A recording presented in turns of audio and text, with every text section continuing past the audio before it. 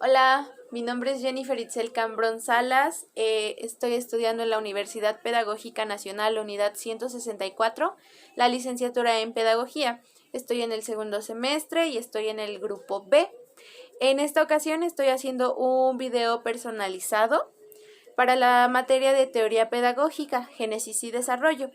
Este es el trabajo final del semestre correspondiente a la semana número 16, en el cual voy a estar abordando algunos temas pasados que para mí son muy importantes y pues son más relevantes. Eh, entonces pues tengo una guía, por eso voy a estar volteando como para acá para ver los temas, pero de todas maneras pues lo voy a explicar. Bueno, el primer tema que yo elegí es la aparición de la escuela, el aporte innovador de los sofistas y el oficio del profesor en la semana número 2. Bueno, elegí este tema principalmente porque es la base para poder tener un conocimiento. Si sabemos cómo surge una escuela, sabemos también acerca de la pedagogía. Entonces, pues yo creo que es esa base como para poder innovar, como para poder aprender. Entonces, en este tema se menciona principalmente pues que en las civilizaciones antiguas se daba una educación pues que era informal, pero como tal es como esa raíz de donde surgió pues la escuela. En estas civilizaciones antiguas los más ancianos pues eran los más sabios y normalmente pues hablaban y les decían a los más jóvenes lo que tenían que hacer para que la sociedad y su civilización pues se desarrollara de una buena manera. Después de esas civilizaciones, pues tenemos que en la Grecia antigua surgió el término de schole, que pues significa escuela. Obviamente en la antigua Grecia pues es ya cuando se da como tal un surgimiento formal de una escuela, principalmente porque Aristóteles tenía la filosofía y decía que el ser humano tenía tres actividades muy importantes y que básicamente la vida del hombre se basaba en esas tres actividades, en este caso el trabajo, el descanso y el ocio. Aristóteles mencionaba que en el ocio era donde se tenía que cultivar el alma y a partir de esa filosofía fue donde surgió como tal una escuela, que era esa institución a donde pues los hombres tenían que ir para cultivar su alma y para pues mejorar. La educación o pues las escuelas se dividían en dos, la pública y la privada. Y hablando sobre los sofistas fueron los primeros profesores, eran aquellas personas que tenían sabiduría como tal y podían pues compartir su sabiduría con los demás. De hecho, el primer sofista fue Homero, y es de los más, pues, memorables, por así decirlo. Bueno, el segundo tema que yo elegí fue panorama histórico, cultural y científico de la Edad Media, que lo vimos en la semana número 5. Lo elegí principalmente porque la Edad Media es una etapa histórica, pues, que marcó a la humanidad para siempre. Eh, para comenzar en el panorama histórico, pues nos habla acerca de que pues la Edad Media es una etapa que duró aproximadamente 10 siglos, es decir, 1000 años, o sea, muchísimo tiempo que duró la Edad Media, también por eso lo elegí, porque es un periodo de tiempo muy largo. En la Edad Media se daba mucho ese concepto de las conquistas, las invasiones, porque pues había ese conflicto entre los pueblos. Igualmente en la Edad Media es el periodo en el cual la iglesia tiene un poder gigante y básicamente la iglesia era la que controlaba todo, desde el ámbito político, el ámbito económico, en la educación, en la mayoría de las cosas. La iglesia fue adquiriendo poco a poco mucho poder y pues al llegar la Edad Media pues es la autoridad mayor. De igual manera, la Edad Media las clases sociales estaban muy marcadas. Estaba pues la iglesia, estaba la nobleza, estaban los señores feudales, los siervos. Entonces pues dependiendo de la posición económica que se tuviera, pues era igual o equivalente a los beneficios que se tenían. En esta edad se tenía la educación, pero no era una educación pues igualitaria, porque nada más era como para las clases más altas, y además la educación pues estaba obviamente basada en la religión, porque la iglesia era la que tenía controlado todo.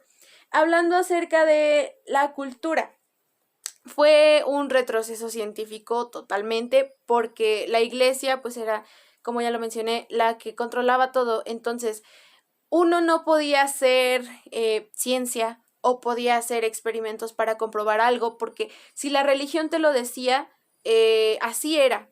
O sea, utilizaba sus dogmas religiosos. Si la religión te decía, no, pues no, la Tierra es el centro del universo y lo demás gira alrededor de ella, y la religión lo decía y era su dogma, así tenía que ser. Y si tú te dabas a la tarea de querer investigar si realmente era cierto, te excomulgaban y te perseguían. Entonces es peligroso querer, pues, tener nuevos conocimientos científicos. También en la lengua, principalmente era el latín, porque pues el latín es el idioma oficial de la iglesia. Entonces pues todo era en latín, la educación, las misas, todo era en latín. Entonces pues si tú no conocías de latín, si tú no sabías latín, pues no podías entender nada, y pues tampoco podías como tener una educación de calidad.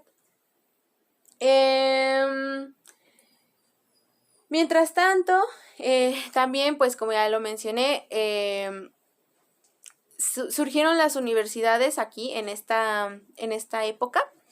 Las universidades principalmente estaban ubicadas en las grandes catedrales, como la Catedral de París. Y en las universidades, bueno, para continuar dando continuidad al tema de la semana 5, está el pensamiento medieval, Santo Tomás de Aquino, y la escolástica. En la semana número 6.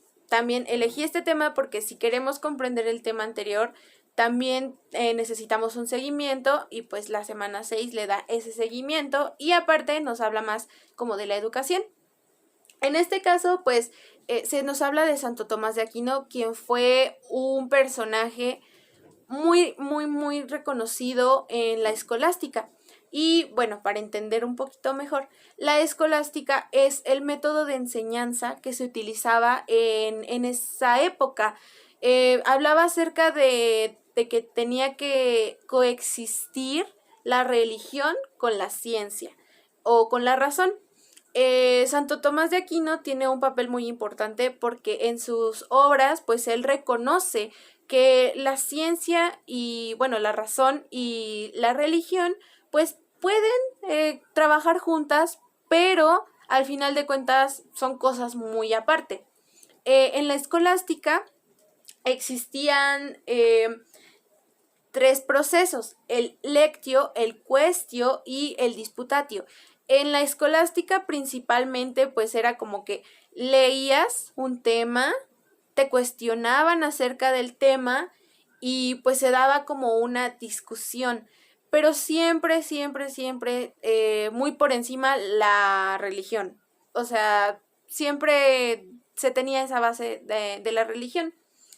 De igual manera, pues en la escolástica, la escolástica era pues la que se utilizaba en las universidades para dar las clases.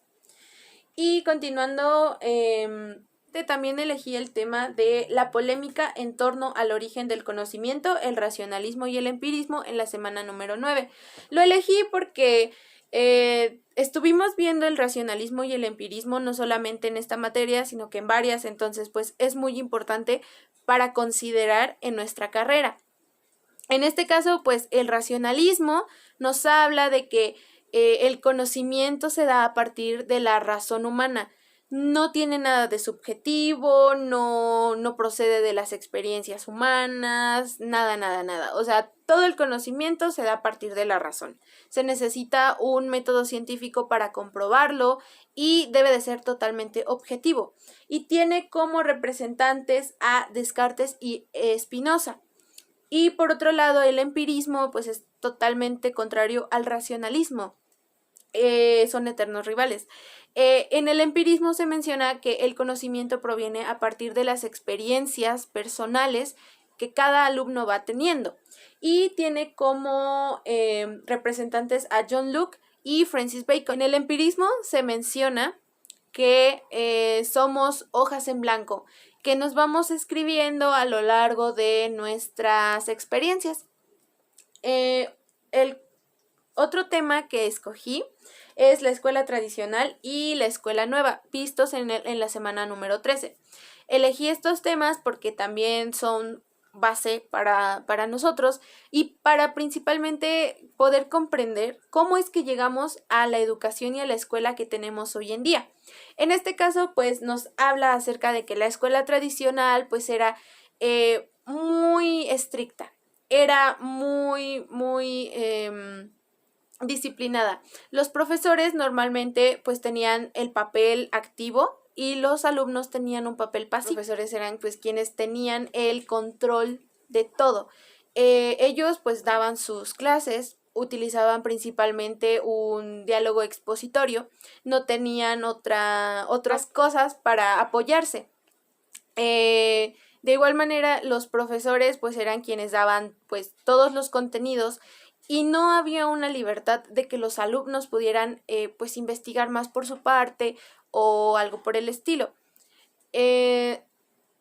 Y por otro lado, en la escuela nueva pues ya se da una educación más humanista, en la cual el alumno ya comienza a tener más papel activo y el profesor pues principalmente era pues quienes guiaban a los niños.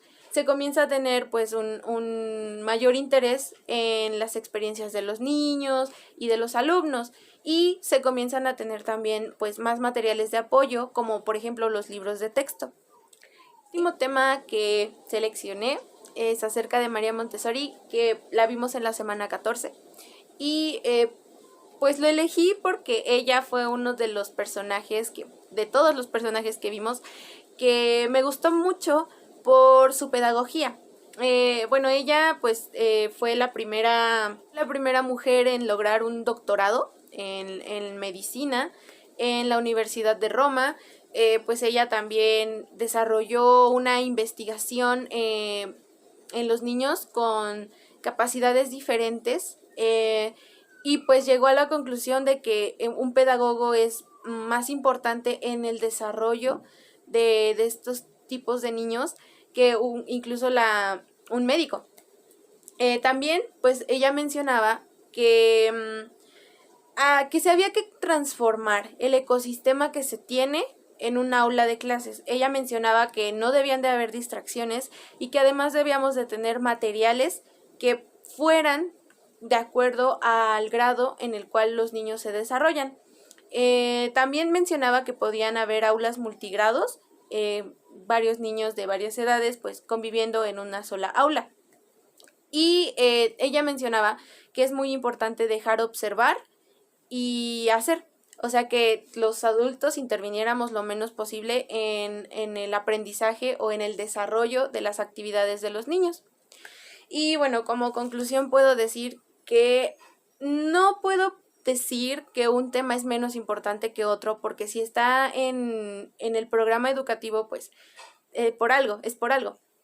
Entonces, puedo decir que la materia en sí fue interesante porque es una recapitulación de todo lo que ha pasado desde que surgieron las escuelas, todos los personajes que han intervenido, los tipos de conocimiento. Entonces, en sí, pues fue una materia muy interesante, es una materia muy importante, claro, para nuestra formación. Y pues los temas que vimos muy interesantes, no puedo decir que uno es más importante que el otro. Y pues sería todo. Gracias.